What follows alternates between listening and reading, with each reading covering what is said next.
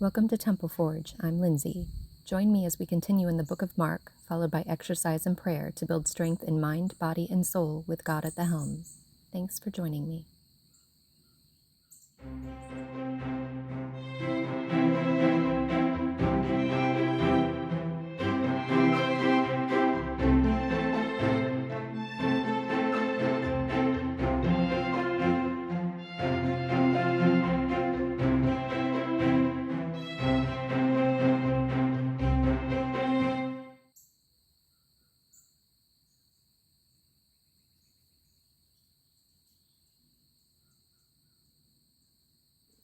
The Book of Mark, chapter 13. Jesus foretells the future. As Jesus was leaving the temple that day, one of his disciples said, "Teacher, look at these magnificent buildings. Look at the impressive stones in the walls." Jesus replied, "Yes, look at these great buildings, but they will be completely demolished. Not one stone will be left on top of another." Later, Jesus sat on the Mount of Olives across the valley from the temple. Peter, James, John, and Andrew came to him privately and asked him, "Tell us, when will all this happen? What sign will show us that these things are about to be fulfilled?" Jesus replied, "Don't let anyone mislead you, for many will come in my name claiming, 'I am the Messiah.' They will deceive many, and you will hear of wars and threats of wars, but don't panic. Yes, these things must take place, but the end won't follow immediately. Nation will go to war against nation, and kingdom against kingdom. There will be earthquakes in many parts of the world, as well as famines, but this is only the first of the birth pains, with more to come. When these things begin to happen, watch out. You will be handed over to the local councils and beaten in the synagogues. You will stand trial before governors and kings because you are my followers.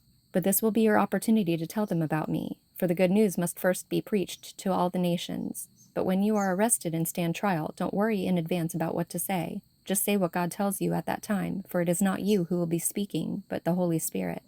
A brother will betray his brother to death, a father will betray his own child, and children will rebel against their parents and cause them to be killed. And everyone will hate you because you are my followers, but the one who endures to the end will be saved. The day is coming when you will see the sacrilegious object that causes desecration standing where he should not be. Reader, pay attention. Then those in Judea must flee to the hills. A person out on the deck of a roof must not go down into the house to pack. A person out in the field must not return even to get a coat. How terrible it will be for pregnant women and for nursing mothers in those days. And pray that your flight will not be in winter, for there will be greater anguish in those days than at any time since God created the world, and it will never be so great again. In fact, unless the Lord shortens that time of calamity, not a single person will survive. But for the sake of his chosen ones, he has shortened those days. Then if anyone tells you, 'Look, here is the Messiah,' or 'There he is,' don't believe it. For false messiahs and false prophets will rise up and perform signs and wonders so as to deceive, if possible, even God's chosen ones. Watch out, I have warned you about this ahead of time. At that time, after the anguish of those days, the sun will be darkened, the moon will give no light, the stars will fall from the sky, and the powers in the heavens will be shaken. Then everyone will see the Son of Man coming on the clouds with great power and glory, and he will send out his angels to gather his chosen ones from all over the world, from the farthest ends of the earth and heaven. Now learn a lesson from the fig tree. When its branches bud and its leaves begin to sprout, you know that summer is near. In the same way, when you see all these things taking place, you can know that his return is very near, right at the door. I tell you the truth, this generation will not pass from the scene before all these things take place. Heaven and earth will disappear, but my words will never disappear. However, no one knows the day or hour when these things will happen, not even the angels in heaven or the Son himself. Only the Father knows, and since you don't know when that time will come, be on guard, stay alert. The coming of the Son of Man can be illustrated by the story of a man going on a long trip. When he left home, he gave each of his slaves instructions about the work they were to do, and he told the gatekeeper to watch for his return. You too must keep watch, for you don't know when the master of the household will return, in the evening, at midnight, before dawn, or at daybreak. Don't let him find you sleeping when he arrives without warning. I say to you what I say to everyone, watch for him. Chapter 14. Jesus anointed at Bethany. It was now 2 days before Passover and the festival of unleavened bread. The leading priests and the teachers of religious law were still looking for an opportunity to capture Jesus secretly and kill him. But not during the Passover celebration, they agreed, or the people may riot. Meanwhile, Jesus was in Bethany at the home of Simon, a man who had previously had leprosy. While he was eating, a woman came in with a beautiful alabaster jar of expensive perfume made from essence of nard. She broke open the jar and poured the perfume over his head. Some of those at the table were indignant. "Why waste such expensive perfume?" they asked. "It could have been sold for a year's wages and the money given to the poor." So they scolded her harshly. But Jesus replied, "Leave her alone. Why criticize her for doing such a good thing to me? You will always have the poor among you, and you can help them whenever you want to. But you will not always have me. She has done what she could and has anointed my body for burial ahead of time. I tell you the truth. Wherever the good news is preached throughout the world, this woman's deed will be remembered and discussed." Judas agrees to betray Jesus. Then Judas Iscariot, one of the 12 disciples, went to the leading priests to arrange to betray Jesus to them. They were delighted when they heard why he had come, and they promised to give him money, so he began looking for an opportunity to betray Jesus. The Last Supper. On the first day of the festival of unleavened bread, when the Passover lamb is sacrificed, Jesus' disciples asked him, "Where do you want us to go to prepare the Passover meal for you?" So Jesus sent 2 of them into Jerusalem with these instructions. "As you go into the city, a man carrying a pitcher of water will meet you. Follow him. At the house he enters, say to the owner, 'The teacher asks, where is the guest room where I can eat the Passover meal with my disciples?' He will take you upstairs to a large room that is already set up. That is where you should prepare our meal." So the 2 disciples went into the city and found everything just as Jesus had said, and they prepared the Passover meal there. In the evening, Jesus arrived with the 12. As they were at the table eating, Jesus said, "I tell you the truth, one of you eating with me here will betray me." Greatly distressed, each one asked in turn, "Am I the one?" He replied, "It is one of you 12 who is eating from this bowl with me. For the Son of Man must die, as the Scriptures declared long ago, but how terrible it will be for the one who betrays him. It would be far better for that man if he had never been born." As they were eating, Jesus took some bread and blessed it. Then he broke it in pieces and gave it to the disciples, saying, "Take it, for this is my body." And he took a cup of wine and gave thanks to God for it. He gave it to them, and they all drank from it. And he said to them, "This is my blood, which confirms the covenant between God and his people. It is poured out as a sacrifice for many. I tell you the truth, I will not drink wine again until the day I drink it new in the kingdom of God." Then they sang a hymn and went out to the Mount of Olives.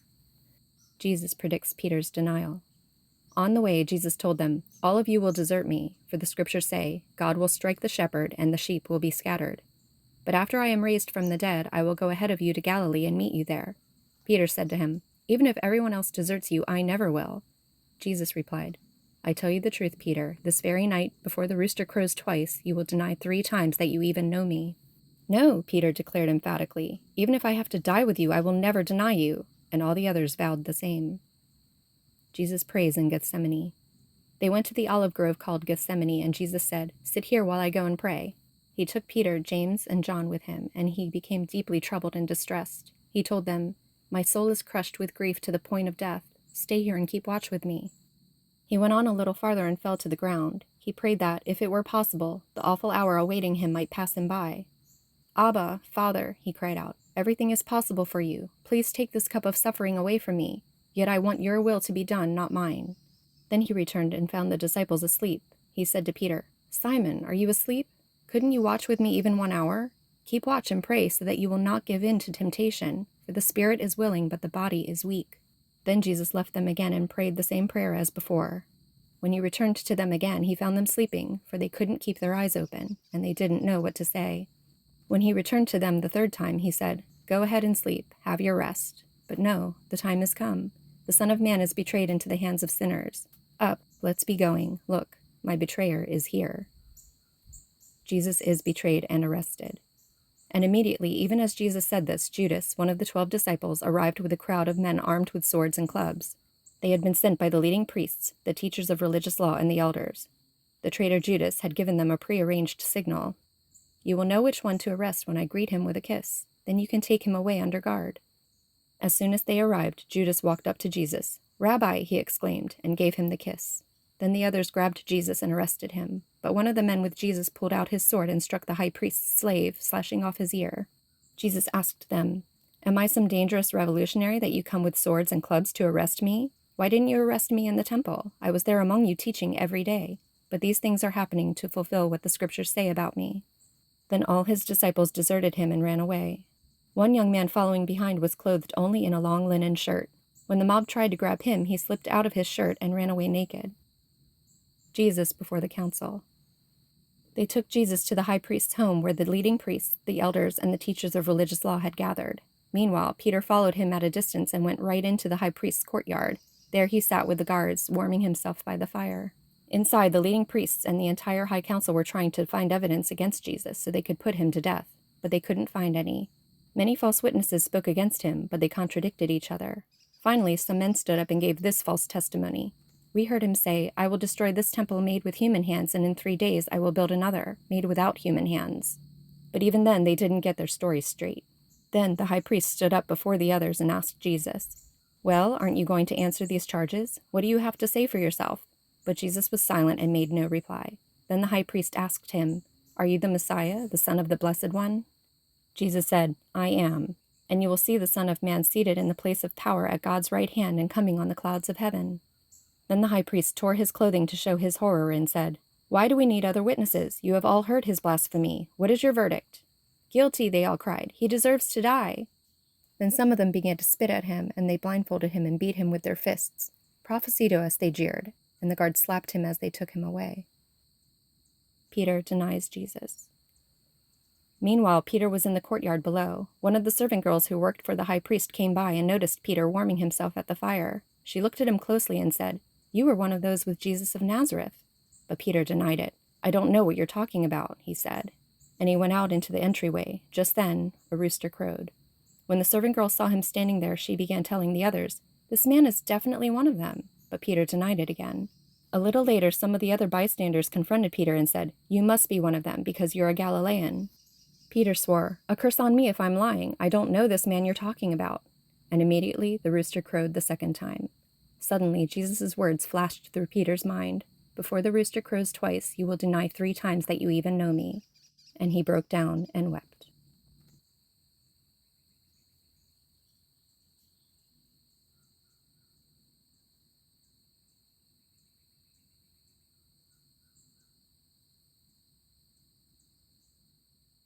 Let's begin with some deep breaths.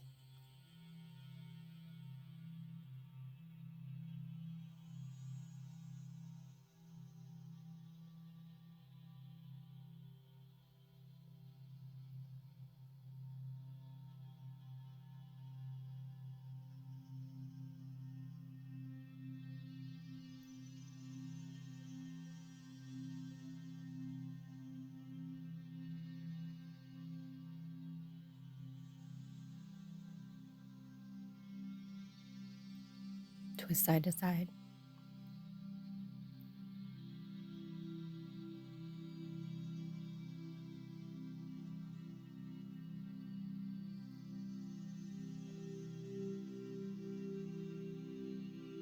Big arm circles forward and backward.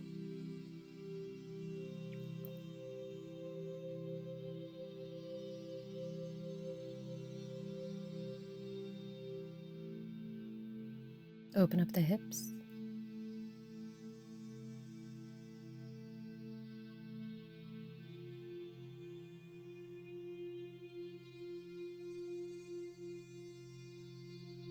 Lunges.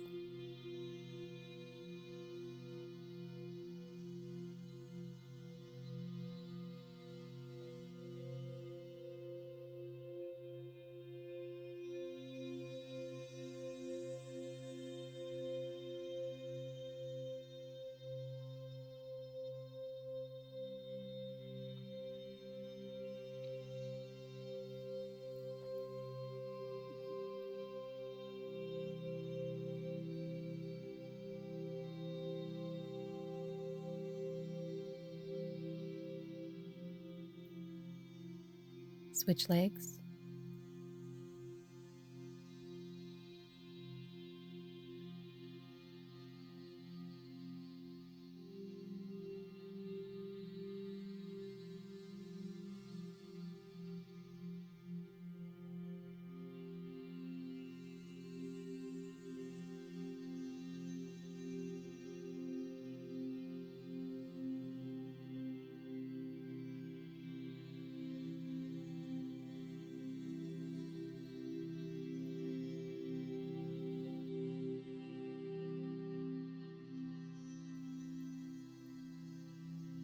Now squats.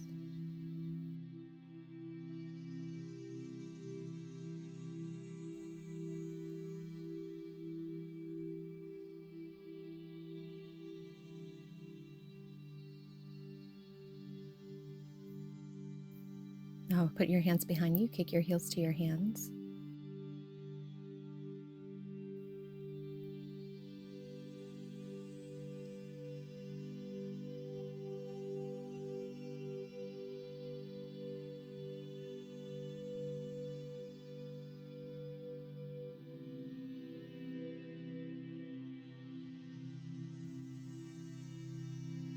Our first exercise is jumping jacks.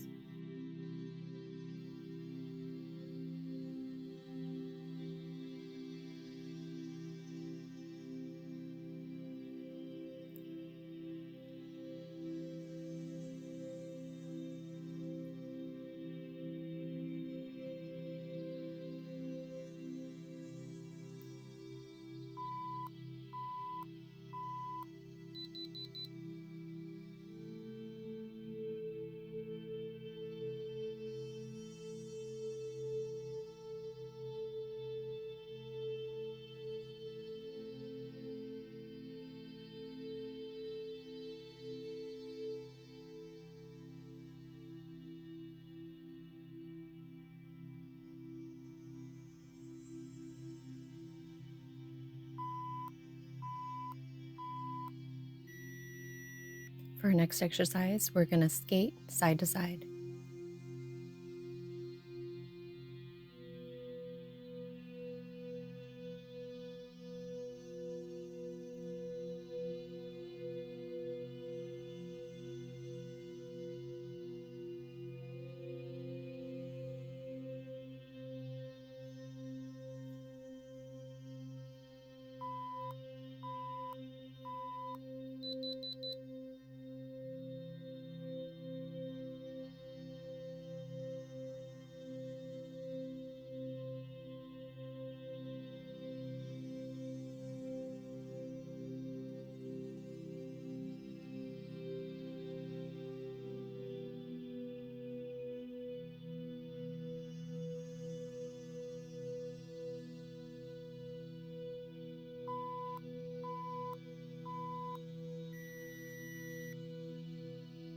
Next, we're going to squat in all directions.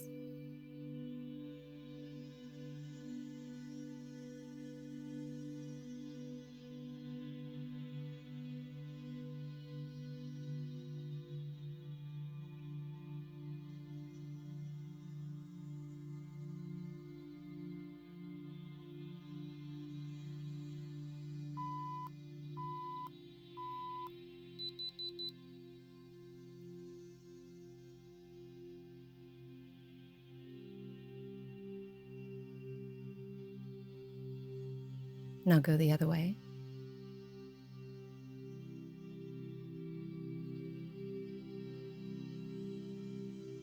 And back again.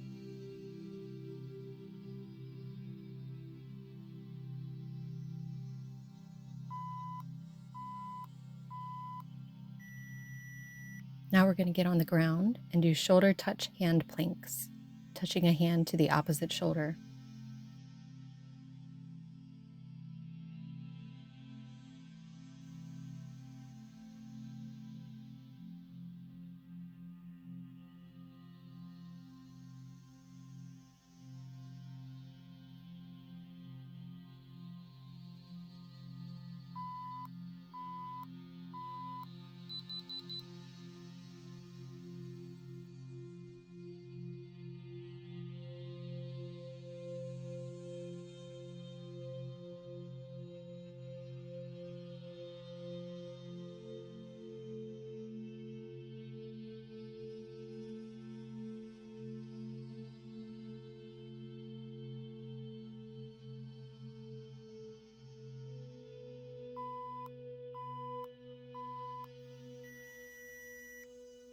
Now we're going to stay on the ground and do push-ups on our knees.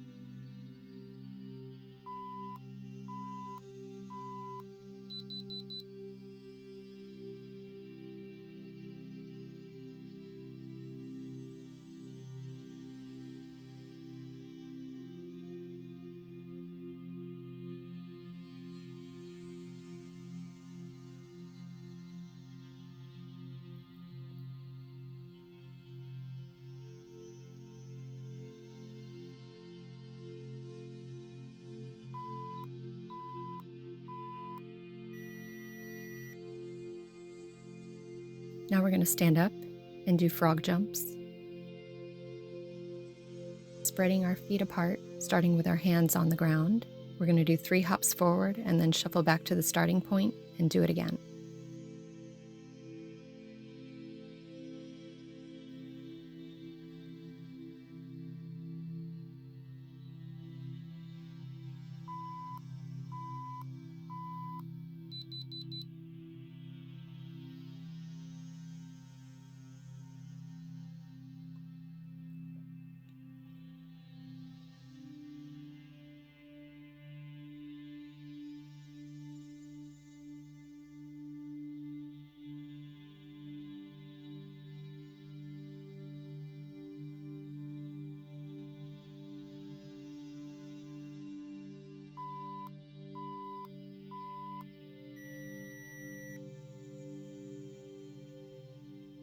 Now we're going to get in a hand plank position and bring one foot up to the same side hand and bring it back and do the same thing on the other side.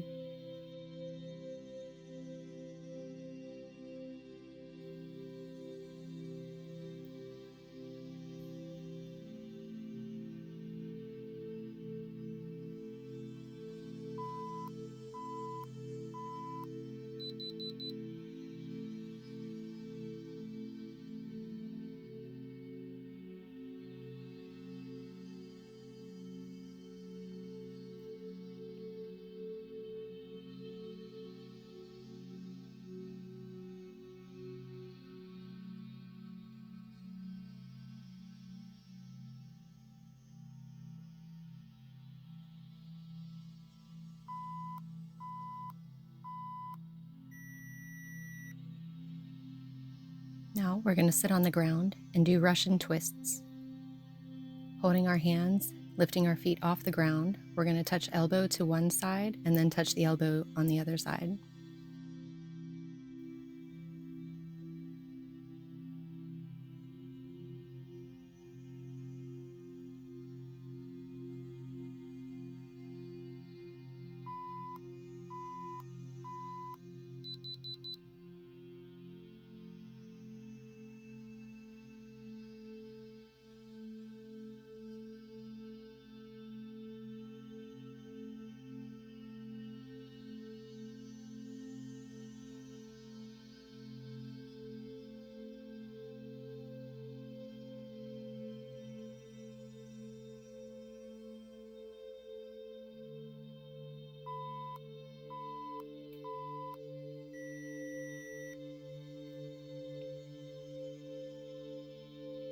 Now we're going to lay down and extend our arms and do crunches.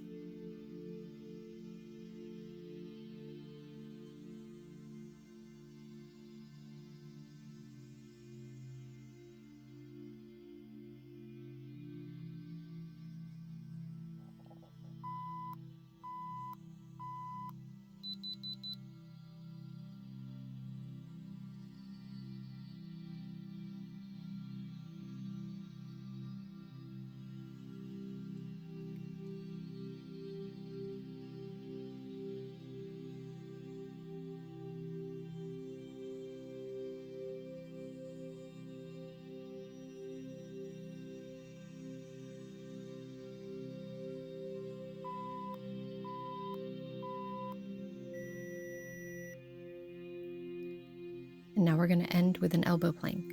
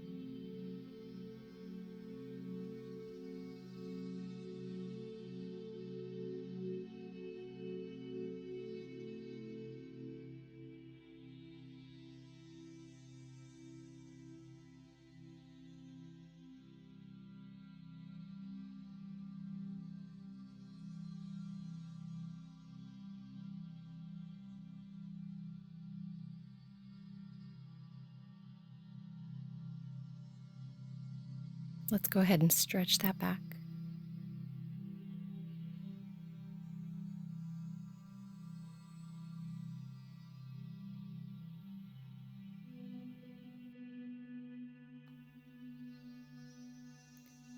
Sit with your feet crossed. Bring an elbow to the ground, reach your other arm over and stretch your side.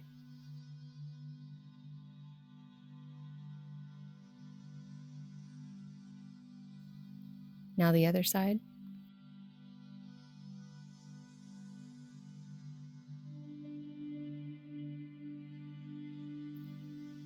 Now walk it out with your hands.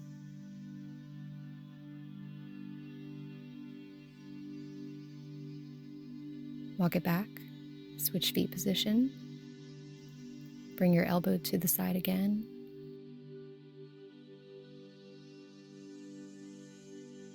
And now the other side.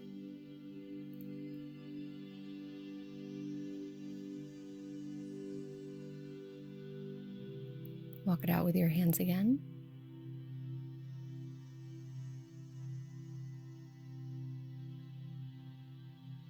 And walk it back. Bring an arm across your chest and hold with your other arm. Switch arms.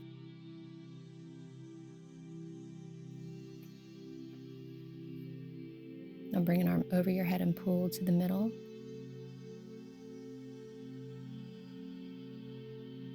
Now the other side.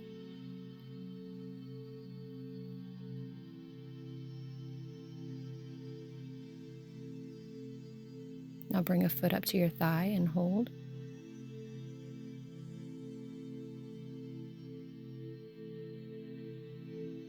Release. Hold it again.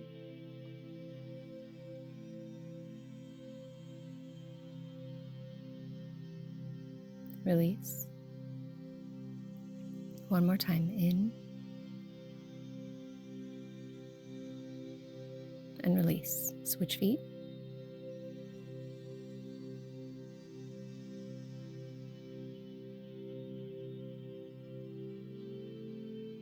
Release.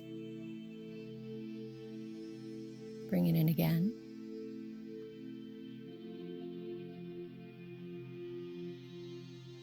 Release. Last one, in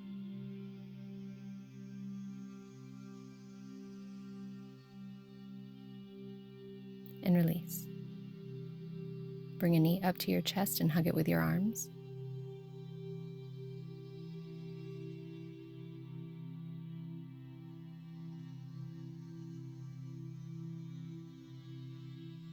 Now the other knee.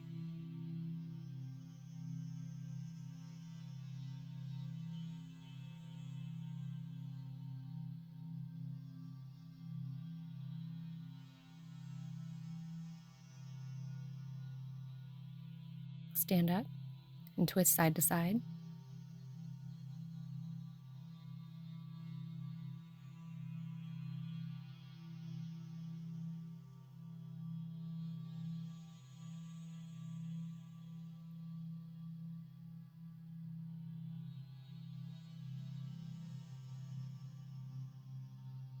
Big arm circles forward and backward.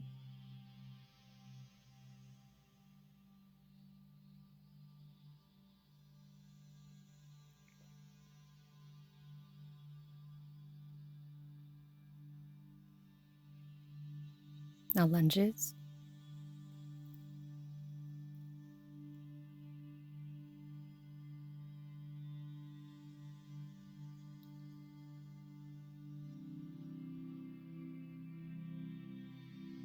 Switch legs.